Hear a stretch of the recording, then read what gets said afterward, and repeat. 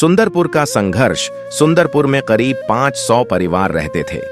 गांव में एकमात्र सरकारी स्कूल था जो जर्जर स्थिति में था। वहां केवल 2 शिक्षक थे और उनमें से एक महीने में केवल 10 दिन ही आते थे। बच्चों को बैठने के लिए दरी नहीं थी, पीने का साफ पानी नहीं था और शौचालय जैसी सुविधाएं बिल्कुल भी नहीं थीं। गांव के किसान मुख्यतः खेती पर निर्भर थे, लेकिन सिंचाई के साधन बेहद कम थे। हर साल मॉनसून के भरोसे खेती की जाती और अगर बारिश समय पर न हो तो लोग कर्ज के बोझ तले दब जाते। रामू, एक 14 साल का लड़का, इस गांव का निवासी था। उसकी मां मीना देवी खेतों में मजदूरी करती थीं और उसके पिता मोहन 3 साल पहले गांव छोड़कर रोजी रोटी की तलाश में शहर चले गए थे।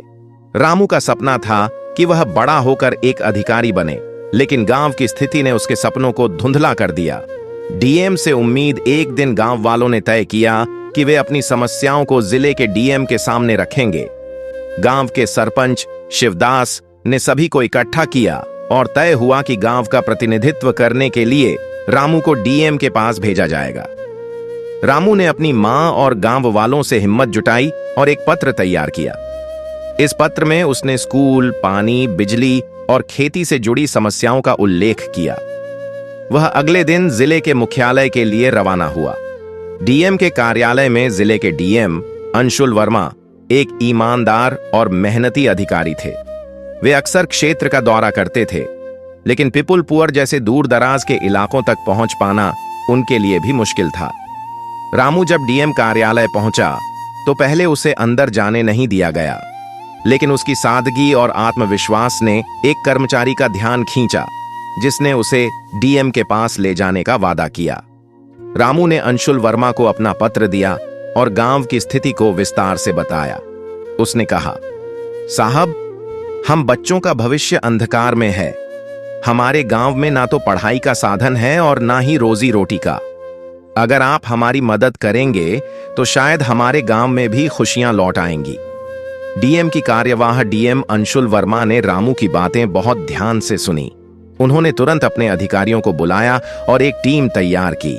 उन्होंने आदेश दिया कि सुंदरपुर की स्थिति का सर्वेक्षण किया जाए और एक विस्तृत रिपोर्ट तैयार की जाए। अगले ही हफ्ते टीम सुंदरपुर पहुंची। उन्होंने स्कूल, खेती, पानी और बिजली की समस्याओं को अपनी रिपोर्ट में शामिल किया। रिपोर्ट के आधार पर डीएम ने कई महत्वपूर्ण कदम उठाए। 1. स्कूल की मरम्मत।